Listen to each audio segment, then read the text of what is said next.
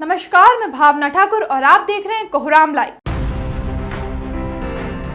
CM Hemant Soren ने कहा कि उनका मकसद है कि राज्य में एक एक घर में रेगुलर और बेहतर बिजली मिलती रहे। इसी मकसद से सीएम ने आज 132/33 केवी ग्रिड सब स्टेशन जरमुंडी एवं संबंधित द्विपथ लीलो संचरण लाइन का ऑनलाइन उद्घाटन किया। उन्होंने कहा कि इस सब स्टेशन के शुरू हो जाने के बाद से दुमका और देवघर के लोगों को बिजली की समस्या से निजात मिल सकेगी। आने वाले समय में यह ग्रिड अलग अलग सब स्टेशनों से भी जुड़ जाएगा। सीएम हेमंत सोरेन ने कहा कि ये बेहद सुकून देने वाली बातें हैं कि झारखंड ऊर्जा विकास निगम लिमिटेड एवं झारखंड ऊर्जा संचरण निगम लिमिटेड के पदाधिकारी और कर्मचारी ने राज्य के प्रत्येक व्यक्ति को निर्बाध एवं गुणात्मक बिजली पहुंचाने का दृढ़ संकल्प लिया है।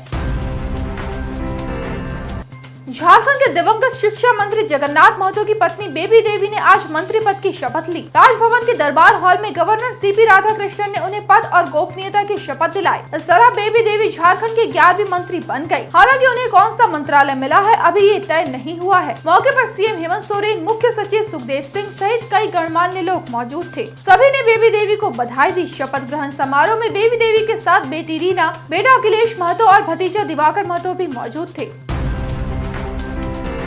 सावन कल से शुरू है। इस साल 2 महीने का सावन होगा, मतलब सावन का पवित्र महीना 30 दिन का नहीं 59 दिन का होगा। ये अद्भुत योग करीब 19 साल बाद बन रहा है। वहीं भोलेनाथ के भक्तों को उनकी उपासना करने के लिए इस बार 8 सोमवार मिलेंगे। झारखंड की भोले बाबा की नगरी देवघर में मंत्रोच्चार के साथ श्रावणी मेले की शुरुआत हो गयी। मंत्री बादल पत्रलेख ने मेले का विधिवत उद्घाटन किया। वहीं भोले बाबा की पूजा कर राज्य में खुशहाली की मन्नतें मांगी। मौके पर कई नेता और छोटे बड़े आला अधिकारी मौजूद थे। सावन का समापन 31 अगस्त को होगा। देवघर और दुमका में श्रावणी मेले को लेकर सुरक्षा के पुख्ता इंतजाम किए गए हैं। जिला पुलिस, रैफ, सीआरपीएफ, एसपीएफ, एटीएस और महिला बटालियन तैनात रहेंगे। फायर ब्रिगेड और बम निरोधक दस्ता भी मुस्तैद रहेंगे।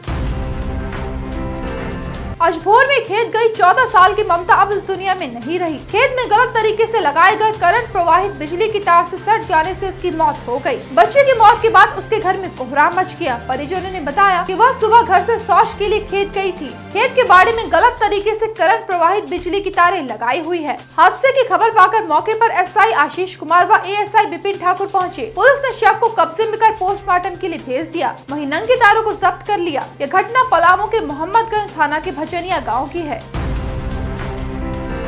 हजारीबाग के 3 लड़के आनंद चौरसिया, मनीष मेहता और शंकर कुमार गिरिडीह की एक नदी में फंस गए। उनमें से शंकर किसी तरह बचकर नदी से बाहर निकल आया। तीनों दोस्त गिरिडीह के बेंगाबाद से वापस अपने घर बाइक से हजारीबाग लौट रहे थे। तीनों गूगल मैप का सहारा लेकर चल रहे थे। गिरिडीह कॉलेज के बाद गूगल मैप ने 2 रास्ते दिखाए। ये लोग पुराने पुल की तरफ आ गए जहाँ निर्माण कार्य चल रहा है। यहाँ आते ही तीनों को रास्ता नहीं दिखा। सामने उसरी नदी थी। बाइक से उतरा शंकर नदी की धार को नापने की कोशिश करने लगा। इसी में वो बह गया। उसे बहता देख दोस्त आनंद और मनीष भी नदी में उतर गए। दोनों शंकर को खोजने लगे, लेकिन नदी की तेज धार में ये दोनों भी बहने लगे। वहीं शंकर नदी से तैरकर बाहर निकल आया। वहीं बहुत खोजबीन के बाद मनीष और आनंद के शव बरामद कर लिए गए।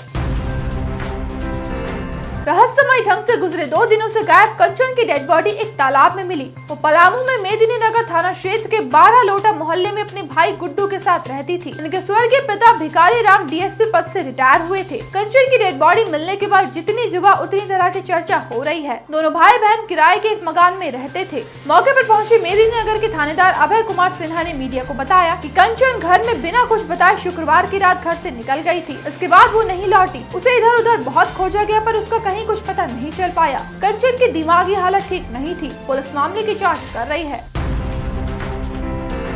मुखिया बनते ही नीपू कुमार सरदार का मन बदल गया और जिसे कभी बेइंतहा प्यार करता था उसे भी भूल गया। मुखिया पर यह इल्जाम एक महिला ने लगाया है। महिला का दावा है कि शादी का झांसा देकर नीपू ने उसका 6 साल तक यौन शोषण किया। जब कभी वो शादी के लिए दबाव बनाती तो वो टाल मटोल कर जाता। इस बीच मुखिया बनते ही उसकी फितरत भी बदल गई। अब उसने शादी करने से साफ मना कर दिया। पीड़ित महिला ने पाकुड़ की महिला थाने में मुखिया के खिलाफ एफआईआर दर्ज कराई है। पुलिस ने फौरी कार्रवाई करते हुए मुखिया को गिरफ्तार कर उसे जेल भेज दिया। ऐसे ही दिन भर की बड़ी खबरों के लिए जुड़े रहिए कोहरामलाइव.com के साथ।